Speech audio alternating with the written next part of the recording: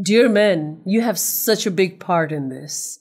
Please try and understand your mom, your daughter, your sister, your colleague, your female friends. Ask the women in your life what you can do to help them. Rocking Mama to Real Mama, Mamta B. The 7 stages of menopause: itchy, bitchy, sweaty, sleepy, bloated, forgetful, cycle. Do you relate to this? Menopause. Meno meaning periods, and pause, obviously stop. While I may not be an expert on this, the experience that I've had for the past 4 years is quite enough. Let me start with forgetfulness before I forget. This has been happening to me very rapidly. If I don't write something down, I forget. So, a few days back, I ran up to my bedroom once, because I remembered something. I came down because I forgot. Then I remembered again, and then I ran up. And by the time I went up, I forgot. I came back again, and while I was again immersed in something else, I suddenly remembered, and I ran up again thinking, I'll get it this time.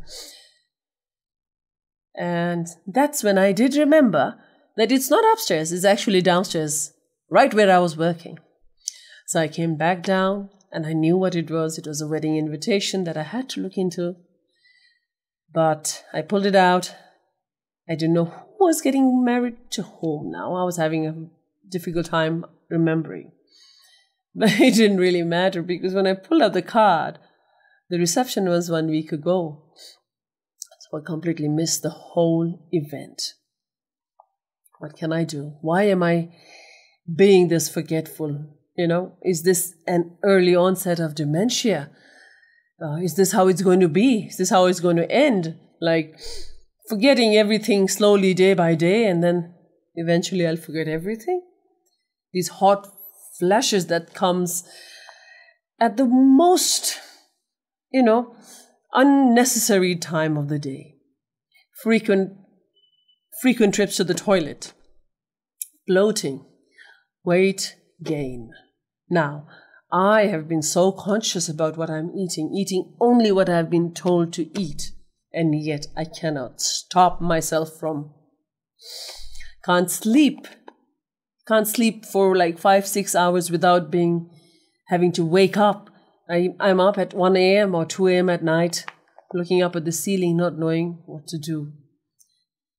And I'm very sure it's just not me going through this. There are thousands of women who are feeling this way. I mean, these are the questions that plague all women as we come to the age of perimenopause, followed by menopause, followed by postmenopause.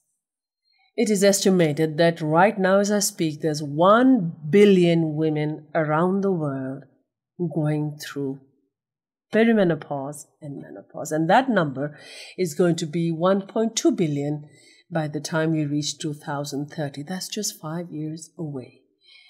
That's a huge number. I mean, billion would mean like 9 zeros, right?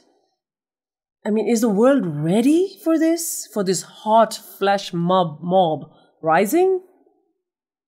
Why is there not much awareness about this topic? Especially in families, in schools, in workplaces, in the world of sports, in the health sector, in relationships, and in parenting. This issue needs to be talked about. It needs to be made aware of. It needs discussions. We need experts telling us what to do, what to expect, how to navigate this phase in our lives. This Dr. Lisa Mosconi, she is an acclaimed neuroscientist, and she has clearly stated that menopause is one of the things that is most understudied, underdiagnosed, under-researched, underfunded, just like the women's brain. She further adds that women is owed centuries of research. As we enter the menopause state of mind, this usually happens in your 40s. We start aging rapidly and our brain struggles to come to terms with the fluctuation in our hormonal levels. You see, we don't know what's going on in our body, and we're a bit lost at this time. And this is the time when most men complain about their partners being irritating and being completely something else than what they were initially at the beginning of a relationship, that they're so different and they're so bitchy, like it says here in the mug. And you're right in saying that, but you got to understand why that is happening, right? It's the change in hormones that's going on in our bodies, the fluctuation, our moods, the swing of, and do we need anything to provoke that further? Or do we need some understanding? Research has revealed that a large number of men are unaware of menopause and the symptoms that it has on their partners. And those that are aware belong to a much younger group of 18 to 34. While there's a little bit of an increase in the number of men who want to know more about menopause, and there's a significant rise in the number of men wanting to discuss about this subject without any stigma attached to it. So there is a little positive side to it, but we still have a very, very, very, very long way to go. And this is just one tiny episode here today. It's not enough to cover this vast topic. So I'm looking forward to having a few more episodes dedicated to different stages of menopause, and hopefully be able to talk to experts who can give us some guidelines, who can give us some means of coping with this in a very positive way. How has your journey been so far? I mean, I'm talking to you who's going through these symptoms or going through perimenopause, menopause. Some women I know go through it like a breeze. Very mild symptoms, they don't even notice it. And I tell them, you're so very lucky. Now, I've known women who have had some horrible symptoms and very challenging times. Sleep deprived for over a year. Digestive system not functioning well. There's always acidity and indigestion. Hair loss and weight gain, just feeling tired throughout the time, continuously suffering from migraine. And all of these issues put together, and you don't have any positive, vibes, you don't have anybody around you understanding your situation. This has led many to go into depression and anxiety. Now, if you are at that stage, you really need to reach out for help. You really, really need to go out and get that doctor, talk to your health personnel, or talk to somebody who has gone through this and just get some idea to how to deal with this. Unfortunately, there is no treatment to stop perimenopause, menopause, but now and then increasingly we are seeing supplements and diets that can help to calm your symptoms. And for that, again, you have to talk to a health specialist. What I can tell you with absolute full confidence is the fact that exercise is one of the things that is so crucial when you're going through this phase. You really have to be on the move. If you're sitting at home, going through all of these symptoms, not moving about, waiting for the world to come and check in on you, it's not going to happen. Only you can do this for yourself. So yes, exercise, such a must. We will dedicate another full episode on the exercises that are most important for women going through this phase. And hopefully we'll get people who are in this field to help us, in doing the right exercise and encourage us to get out and do so. I would also like to request you to please connect with us through Facebook Messenger. Facebook, it would be Hits FM 91.2. We are also on Instagram, that is Hits FM 91.2 official. Kindly send us messages through these platforms.